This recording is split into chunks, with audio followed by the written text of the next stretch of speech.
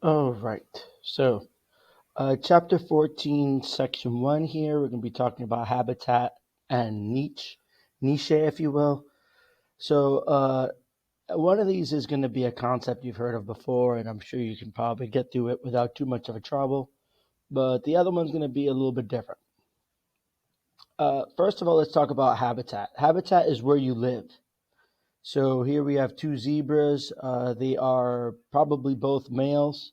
I don't want to assume their gender, but that being said, they're probably both males and they're nipping at each other, trying to, fight each other off for the wiles of a female. And they live on the grassland. They live in a place that has grass, very few trees. I don't see any trees at all. Nothing grows much bigger than grass. And that is their habitat. Their niche, on the other hand, is what they do in that habitat. So these are consumers. They eat grass. When they poo, they produce fecal matter. It's used as fertilizer for the grass, and that is their niche. That is what their job, if you will. All habitats have biotic and abiotic factors. Biotic factors are factors of living organisms, living things. These are things that have to do with being alive. Abiotic factors are non-living aspects of things. So if we're going to go back to this picture here, right? Biotic factors include the grass, the other. Let's say it could be. I mean, it literally could be a water buffalo or antelope, or I can't tell from this blurred vision, but the other organisms in the area, the other plant life in the area. Abiotic would be the air, the dirt itself. If there's a water like nearby, that would also be abiotic.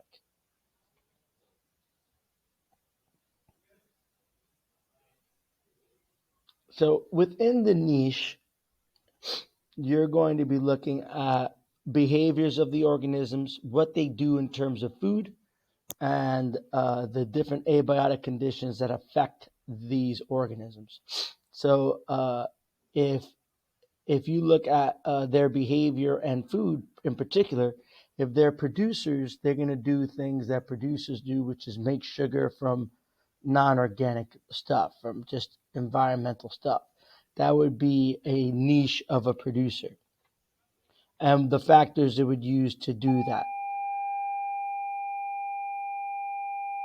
However, if you are a consumer, which is what we have here for the zebras, the food they eat, they literally eat is grass. Their behaviors, they roam and run, and their abiotic conditions might very well be the air and the water, the air they breathe and the water they drink, etc.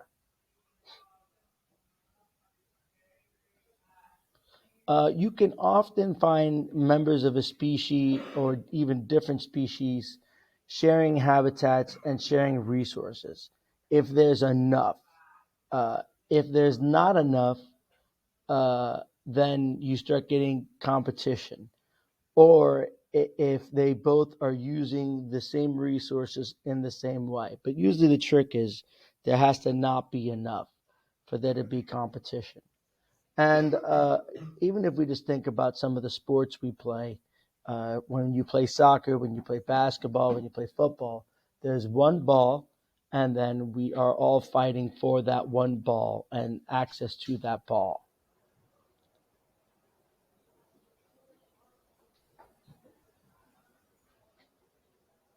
So if one species is better suited to the niche than the other, it can push out the other species and make it extinct. This is what happens when two organisms are competing to adapt to an environment, right? The weak ones die, the strong ones survive, and then the the species that didn't adapt as well, that wasn't able to survive and reproduce, that wasn't able to get this done, uh, ended up dying out.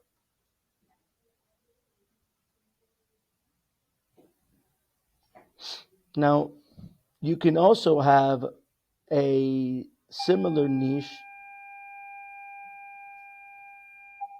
You can also have two similar niches occurring in two different parts of the world.